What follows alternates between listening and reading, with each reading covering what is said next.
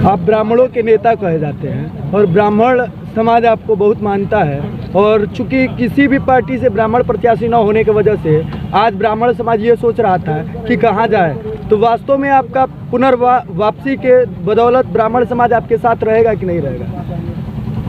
पहली बात, आप किस चैनल से हैं बताए नहीं जी, आप बताओ किस चैनल से हैं आप? सर मैं सूर्यभान एक्सप्रेस का संपादक हूँ। अच्छा, आपका स्वागत है। आपके प्रश्न के उत्तर में मैं बहुत स्पष्ट कहना चाहता हूँ कि मैं किसी जाति विशेष का नेता नहीं हूँ। मैं पार्टी का कार्यकर्ता हूँ और पार्टी के कार्यकर्ता होने के नाते से समाज के सभी वर्गों से मेरा सीधा संवाद है और संबंध है।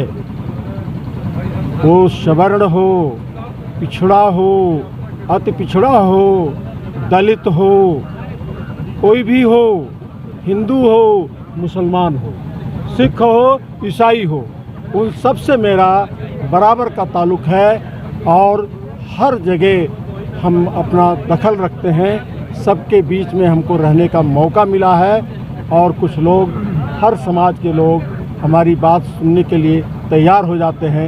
यही मेरी पूंजी है, यही मेरी ताकत है। इसका पार्टी और इस चुनाव में जितना उपयोग हो सकता है होगा। भारतीय जनता पार्टी में पुनः घर वापसी का क्या उद्देश्य है?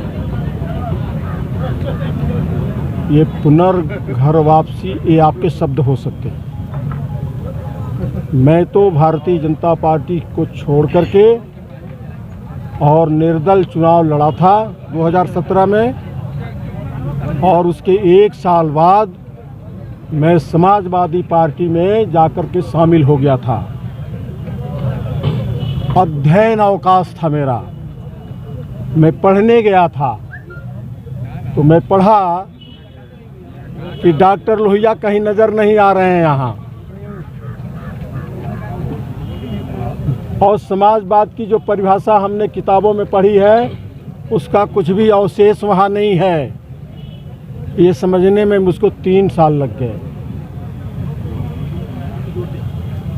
फिर मुझको निर्णय लेना पड़ा कि हमको कहाँ जाना चाहिए। राजनीतिक क्षेत्र में काम करना है तो कौन सा ऐसा दल हो सकता है जहाँ हम गांव, गरीब, किसान, मजदूर, अनुसूचित, सवर्ण, पिछड़ा, अगड़ा, इन सब का हम हित कर सके, सबके कल्याण के लिए काम कर सके। ऐसा मुझे महसूस हुआ कि हमें पुनः भारतीय जनता पार्टी में जा कर के और नीचे से कार्य प्रारंभ करना चाहिए।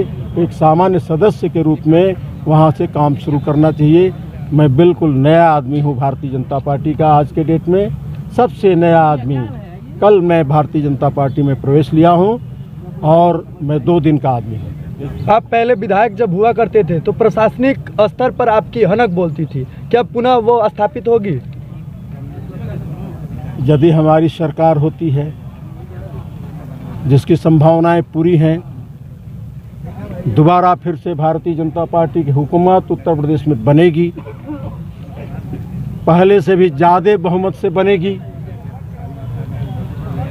तो उसमें हमारा दायित्व बन जाता है कि प्रशासनिक अधिकारियों को ठीक से काम करने का अवसर दिया जाए।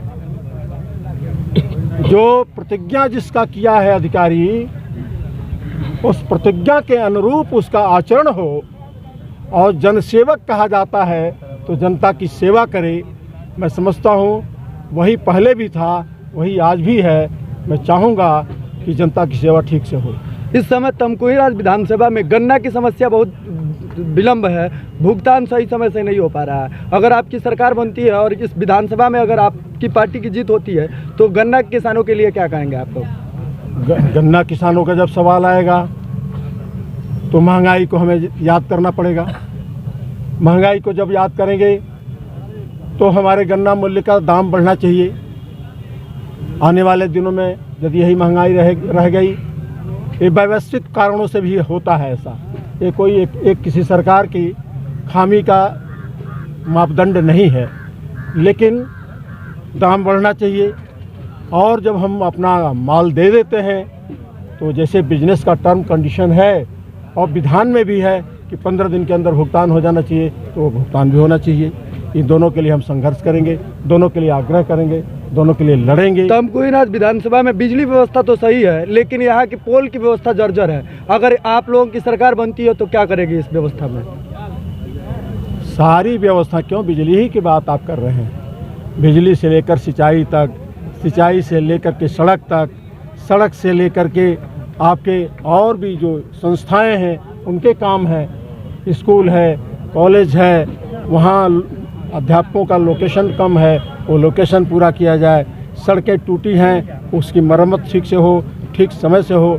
बहुत सारे सुधार के काम बाकी हैं, वो होने चाहिए। इसी के लिए तो सरकार चाहते हैं कि दोबारा सरकार बने। धन्यवाद।